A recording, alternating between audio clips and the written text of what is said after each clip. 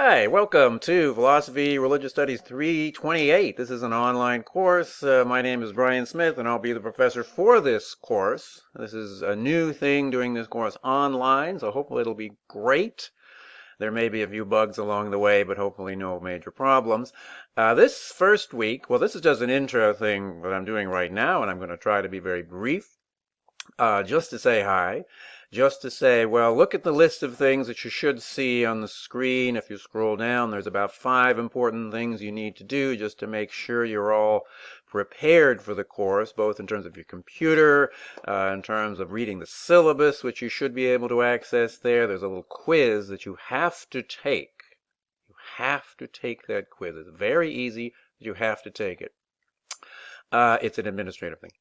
Do that. There's something called Flipgrid, which is a very completely separate website where we're going to have sort of a video-based class discussion. You need to just kind of log in and get yourself set up there and introduce yourself. Don't stress about those kind of things, videos, but just I can do that this week.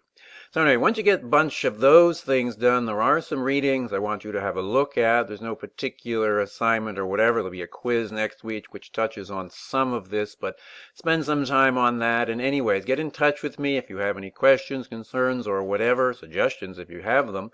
And anyways, yes, just prepare, for a good course. I'm hoping it's going to be a good course.